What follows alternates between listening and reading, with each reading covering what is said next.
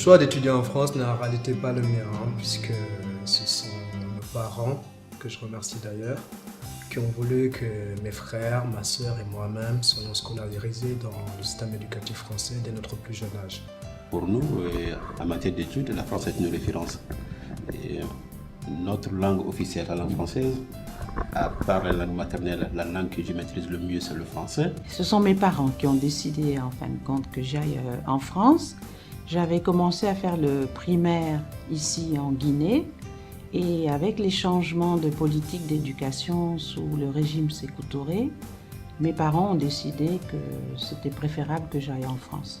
Donc j'ai commencé le collège à Senlis exactement, dans la région parisienne.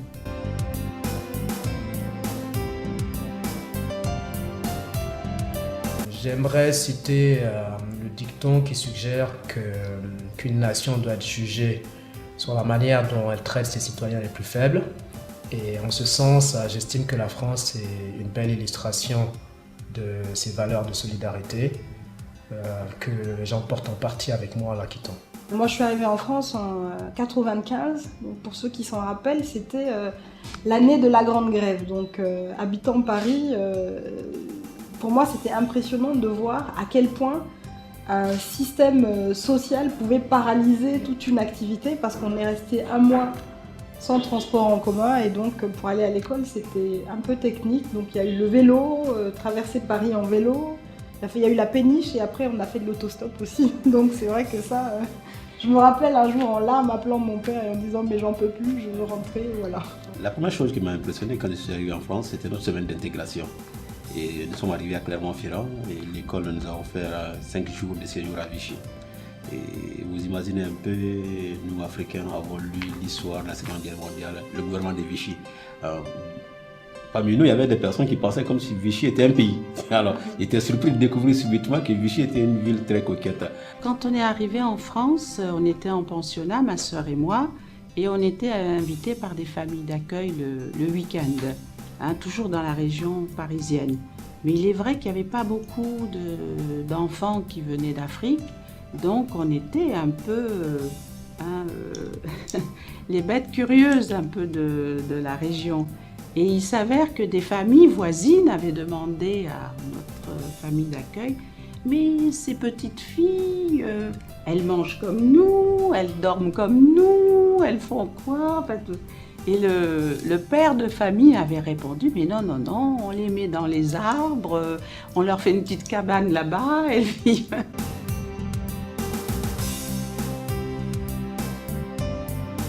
Point de vue intégration, c'est un peu difficile au départ parce que quand on vient d'arriver, on ne connaît pas suffisamment de monde. Donc on se regroupe entre Africains, voilà. Et petit à petit, il y a l'ouverture parce qu'on est très méfiant au départ. L'éloignement de la famille, c'est peut-être ça qui a été la plus grosse difficulté. Reprendre le pli sans la famille, bon, on était en pensionnat. Alors c'est plus en termes d'organisation du travail, mais je pense que c'est lié aussi à l'université. Parce qu'en fait, on apprend en termes d'autonomie. C'est vrai qu'on reste quand même très assisté. On a une cellule familiale qui est présente. Donc aussi bien...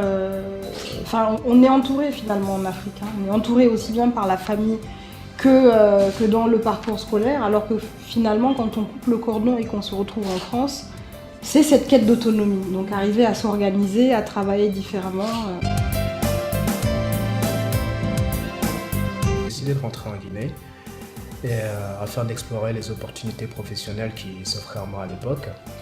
Donc j'ai commencé par faire un certain nombre de voyages afin d'identifier ces opportunités, mais également pour rencontrer les acteurs économiques que je ne connaissais pas du tout.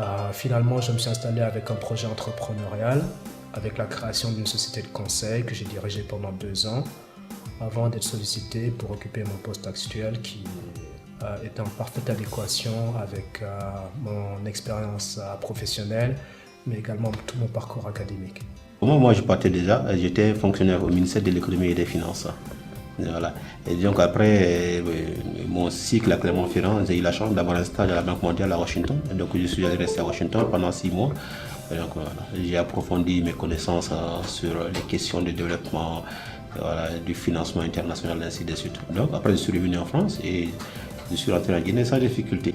Au retour, qu'est-ce que ça m'a exactement, une fois entré au pays, j'avoue que à l'époque, l'impact, c'est est-ce qu'il fallait, nous déjà en partant, on était stagiaires, quand on est rentré, ça nous a permis d'être rapidement intégrés à la fonction publique. Et en tant que reporter, ça nous a permis de travailler sur les premières radios de fréquence FM ici. Alors en fait, j'ai toujours eu la volonté de rentrer, de revenir au pays. Et donc du coup, ça s'est fait via des forums.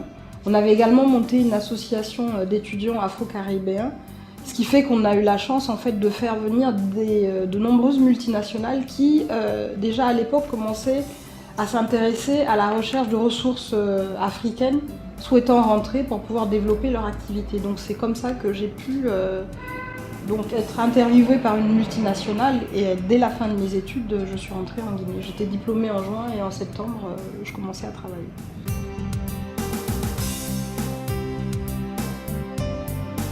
La plateforme Alumni, c'est une excellente initiative que je salue vraiment. En tant que dirigeant d'entreprise, je suis persuadé que cette plateforme est un formidable outil qui va permettre à tous les alumni de créer des opportunités d'affaires, de nouer des partenariats et des collaborations à condition de bien l'utiliser. Indépendamment de la plateforme, il y a beaucoup de jeunes Guinéens dont l'ambition est de revenir dans leur pays pour y travailler.